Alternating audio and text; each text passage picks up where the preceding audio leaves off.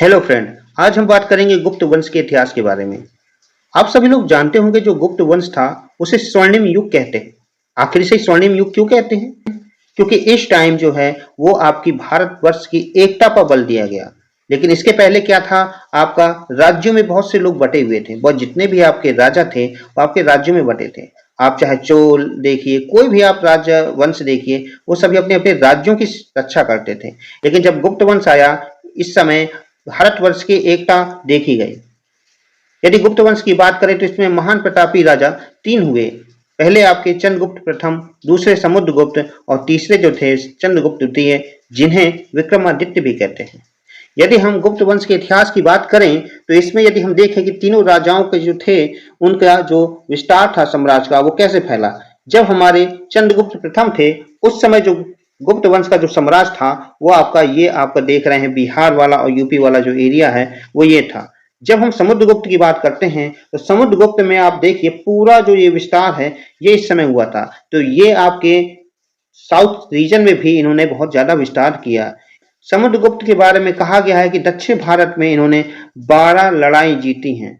जो हम बात करते हैं चंद्रगुप्त द्वितीय, जिन्हें हम विक्रमादित्य कहते हैं, इन्होंने वेस्टर्न जो रीजन है आपका यहाँ पे ज्यादा बल दिया।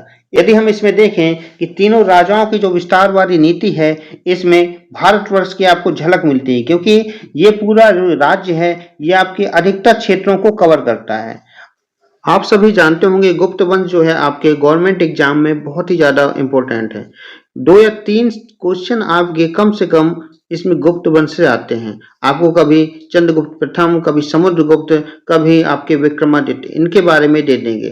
तो इसके रिलेटेड मैंने क्या किया है, केवल एक पेज का नोट जो है वो तैयार किया है आप लोगों के लिए। ये फिलहाल अभी पैट एग्जाम के रिलेटेड है, लेकिन कोई सा भी एग्जाम हो आपके लिए ये बहुत ही ज्यादा बेनिफिशियल है। जब हम गुप्त वंश की बात करते हैं तो गुप्त वंश आपको ये पता होगा कि उस समय स्वर्णिम काल कहा जाता है गुप्त वंश को, क्योंकि जो भारतीय निष्ठा है, जो आपके ब्राह्मणों की जो उच्च स्तर में सम्मान मिला है वो आपको गुप्त वंश में मिला है। यदि हम गुप्त वंश की बात करें तो गुप्त वंश में आपके 3 महान प्रताप राजा हुए, जिसमें आपके चंद्रगुप्त प्रथम, समुद्रगुप्त और चंद्रगुप्त द्वितीय, जिन्हें हम विक्रमादित्य कहते हैं। आखिर हम गुप्त वंश को इतना ज्यादा क्यों मानते हैं? इसका मेन रीजन ये है कि ये आपका उत्तर भारत में तो इन्होंने अपना कब्जा किया, साथ में जो दक्षिण भारत है इस क्षेत्र में भी अच्छी खासी इन्होंने पकड़ बना ली थी। तो देर न करते हुए चलिए स्टार्ट करते हैं। यदि हम पहले देखें कि गुप्त वंश के जो संस्थापक थे वो कौन थे, वे आपके श्री गुप्त थे, जिन्हें महाराज कहते थे। यदि हम बात करें कि चंद्रगुप्त प्रथम के बारे में तो चंद्रगुप्त जो प्रथम थे इनको ही वास्तविक शासक माना जाता है। यदि हम इनके राज्याभिषेक की बात करें तो ये आपका 319 ईस्वी में हो गया था। यहीं से ही गुप्त संवत की आरंभ हुआ था। चंद्रगुप्त प्रथम ने महाराजा धीराज की उपाधि धारण की थी और लक्ष्मियों से सहयोग में साम्राज्य का विस्तार करने के लिए कुमार देवी से इन्होंने विवाह कर लिया था। चंद्रगुप्त प्रथम पहले शासक थे जिन्होंने चांदी के सिक्के चलाए और उस सिक्के में राजा और रानी दोनों के प्रतिबिंब थे। इनकी जो राजधानी थी चंद्रगुप्त प्रथम की वो आपकी पाटलिपुत्र थी। इतने ही क्वेश्चन आपके वनडे रिलेटेड आपके चंद्रगुप्त प्रथम से पूछे जा सकते हैं। अब हम बात करते हैं समुद्रगुप्त के बारे में। जब हम समुद्रगुप्त के बारे में बात करते हैं तो आपको पता है कि इन्हें भारत का नेपोलियन कहा जाता है। इन्हें नेपोलियन किसने कहा था? इन्हें नेपोलियन विसेट स्मिथ ने कहा था। ये नेपोलियन क्यों हुए? क्योंकि इनका जो विस्तार था वो बहुत ही ज्यादा एरिया तक फैल गया था। इन्होंने कहते हैं कि 12 से ज्यादा युद्ध जो है वो आपके दक्षिण भारत में ही जीत लिए थे, इसलिए इनको भारत का नेपोलियन कहा जाता है। अब हम बात करें समुद्रगुप्त की तो समुद्रगुप्त ने 350 ईस्वी में राजगद्दी में बैठ गए थे और साथ में इन्होंने आर्यवर्त और दक्षिणावर्त शासकों को पराजित किया था। इनके एक दरबारी थे जिनका नाम हरिसेन था।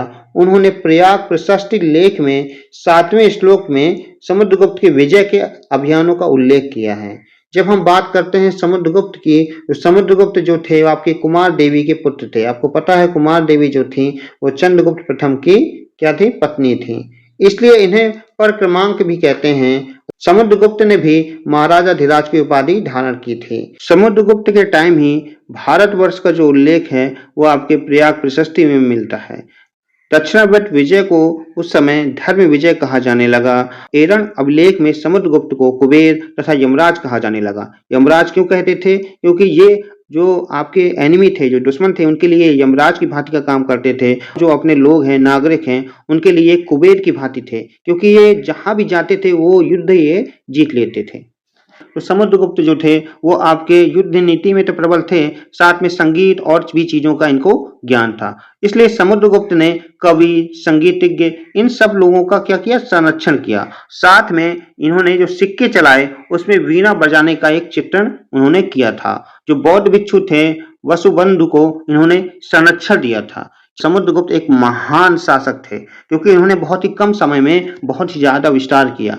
जब हम चंद्रगुप्त द्वितीय की बात करते हैं तो ये इनको कमजोर शासक कहा गया है, क्योंकि इन्होंने युद्ध में ज्यादा ध्यान न देकर और जो धार्मिक काम है इन चीजों में ज्यादा ध्यान दिया, इसलिए इन्हें हम कमजोर शासक भी कहते हैं। यदि हम बात करें कि इनके बारे में कैसे पता चलता है, इनके महरौली का जो लौह स्तंभ है यहाँ से इनके बारे में पता चलता है। ये कुतुब मीनार के पास ही है और इसमें ही चंद्रगुप्त जो द्वितीय हैं इनका वर्णन आपको मिलता है। और उदयगिरी जो गुफा के अभिलेख हैं इसमें विजय का उल्लेख मिलता है। यदि हम इनके वैवाहिक जीवन की बात करें तो नाग कुमारी कुबेर नागा से इनका विवाह हुआ। जब हम ब्राह्मण धर्म के बारे में बात करते हैं कि ब्राह्मण जो धर्म था वो किस समय बहुत ही ज्यादा चरमोत्कर्ष में था, तो ये आपका चंद्रगुप्त द्वितीय जिन्हें हम विक्रमादित्य कहते हैं इनके काल में था।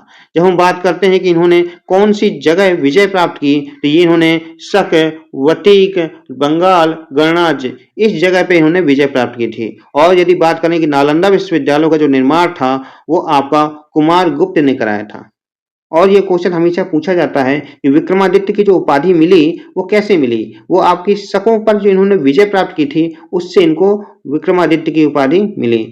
आपको पता है कि जो विक्रमादित्य थे वो युद्ध वगैरह में ज्यादा विश्वास ना करते हुए धर्म और ज्ञान की चर्चा पे ज्यादा विश्वास करते थे, इसलिए उस समय जो ब्राह्मण थे उनकी पदवी बढ़ गई थी। और इनके दरबार में नवरत्न रहा करते थे, जिसमें पहले जो थे वो आपकी कालिदास, दूसरे धन्वंतरी, तीसरे क्षपणक, चौथे अमर सिंह, पांचवें शंकु, बैताल भट्ट, सातवें घटकर्पण, वराह मिहिर आठवें और वररुचि आपके 9 थे। तो इस तरीके से देखें तो उनके दरबार में ज्ञान और शिक्षा इन सब चीजों के बारे में डिस्कशन हुआ करता था। यदि हम इनकी शासन काल में देखें तो चीनी यात्री जो था फायान वो आपका आया था। ये हमेशा क्वेश्चन पुट अप होता है कि फायान किसके शासन काल में आया था? ये आपके चंद्रगुप्त द्वितीय जिन्हें विक्रमादित्य कहते हैं इनके शासन काल में आए थे।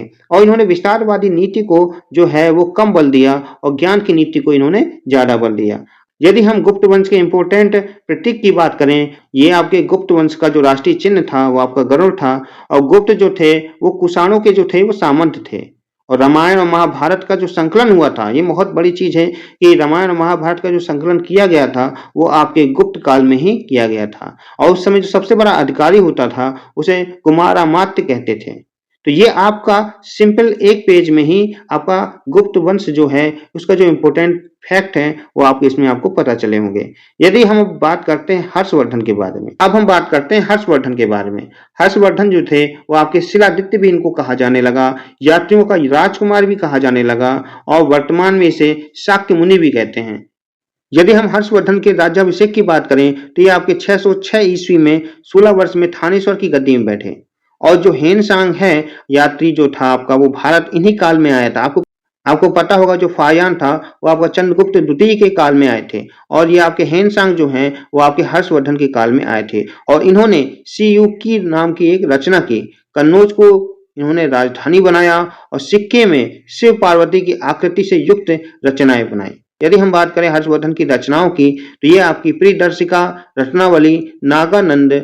यदि हम बात करें कि हर्ष ने जो कन्नौज राजधानी बनाई थी वो किसको पराजित करके बनाई थी? ये शशांक थे आपके गौड़ शासक, इनको पराजित करके बनाई थी। हर्षवर्धन के पराजय की बात करें तो हर्षवर्धन ने पुलकेशिन द्वितीय जो नर्मदा पे हैं इनसे पराजित हुआ था। और जो पुलकेशिन जो द्वितीय हैं ये आपके चालुक्य वंश के हैं।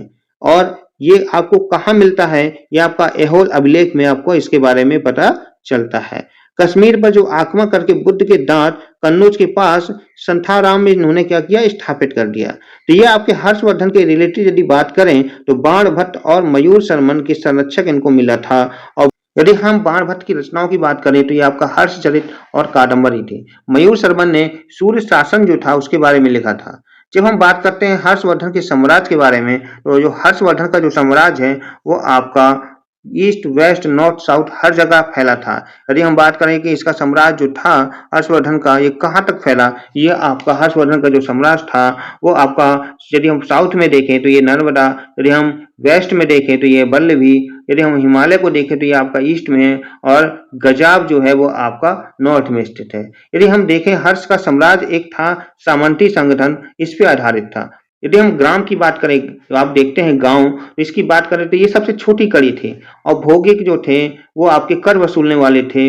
यदि हम पुष्टपाल की बात करें तो जर्मनी का हिस्सा वाला अधिकारी जो है वो आपका पुष्टपाल होता है, और 1/6 जो कर की उपज है वो इस समय दरें चल रही हैं। तो ये आपका एटलीस्ट सब कुछ मैंने आपको बता दिया है एक पेज में, और आई होप इससे ज़्यादा मुझे नहीं लगता कि और कुछ लगेगा, लेकिन यदि लगे तो उसके लिए माफ़ी चाहते हैं। आई होप आपको ये वीडियो पसंद आया होगा। प्लीज़ इस वीडियो को लाइक करें, सब्सक्राइब करें। धन्यवाद।